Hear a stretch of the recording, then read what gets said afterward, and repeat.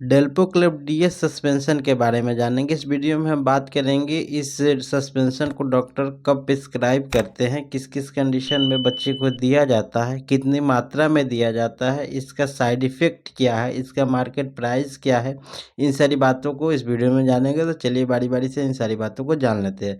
सबसे पहले अगर हम बात करें तो यह एंटीबायोटिक है और एंटीबायोटिक ग्रुप का यह सस्पेंशन है। अगर हम इसके यूज़ की बात करें तो फ्रेश इंजरी यानी कि अगर कोई चोट लग जाता है या कोई शरीर पे कट लग जाता है और वहाँ से ब्लड निकल रहा है, तो वहाँ पे बैक्टीरियल इन्फेक्शन को रोकने के लिए, वहाँ पे बैक्टीरियल इन्फेक्शन ना हो उससे बचने के लिए इसका यूज़ किया जाता है। इसके अलावे अगर पुराना घाव है जहाँ से पस आ रहा है, तो उस कंडीशन में भी इसका इस सस्पेंशन का यूज़ किया जाता है। इसके अलावा कहीं से पस डिस्चार्ज हो रहा है यानी कहीं पे पुराना घाव है वहाँ से पस आ रहा है, तो उस कंडीशन में भी इसका यूज़ किया जाता है।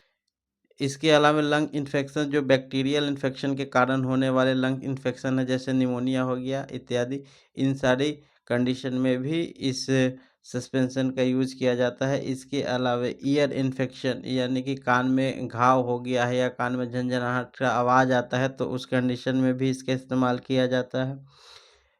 इसके अलावा आई इन्फेक्शन जो बैक्टीरिया के कारण है, तो उसमें भी इसका इस्तेमाल किया जाता है। इसके अलावा बोन इन्फेक्शन या बोन फ्रैक्चर है यानी ट्रॉमा के कारण अगर बोन फ्रैक्चर हो गया है, तो वहाँ पे कोई बोन में इन्फेक्शन ना हो, बैक्टीरियल इन्फेक्शन ना हो, उससे बचने के लिए भी इस सस्पेंशन का यूज़ किया जाता है। इसके अलावा डेंटल इन्फेक्शन यानी कि दाँत में अगर घाव हो गया है या पस आ रहा है या कोई दाँत में बैक्टीरियल इन्फेक्शन हो गया है, तो उसके रोकथाम में भी इसका इस्तेमाल किया जाता है।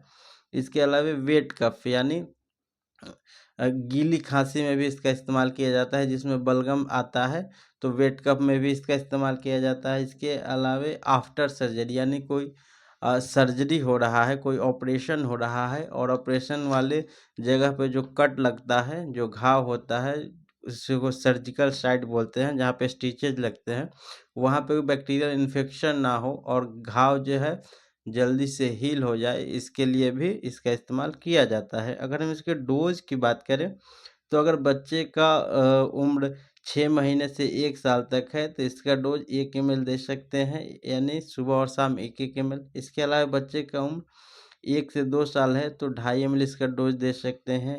अगर बच्चे का उम्र 3 से 5 साल है, तो 3 से 4 एमएल इसका डोज़ दे सकते हैं और अगर बच्चे का उम्र 5 से 10 साल है, तो उस कंडीशन में 5 एमएल तक इसका डोज़ हम दे सकते हैं। अगर हम इसके साइड इफ़ेक्ट की बात करें, तो एब्डोमेन पेन या एलर्जी हो जाना या वॉमिटिंग होना या उल्टी जैसा जी मतलाना, इसके अलावा लूज मोशन या सिर में दर्द का होना, ये सब इसके कुछ साइड इफ़ेक्ट हो सकते हैं। अगर हम इसके मार्केट प्राइस की बात करें, तो हमारे पास डेल्पोक्लेव डीएस सस्पेंशन है। अगर हम इसके मार्केट प्राइस की बात करें, तो जैसा कि देख सकते हैं ₹150 के मार्केट प्राइस पे ईज़िली यह मार्केट में मिल जाता है।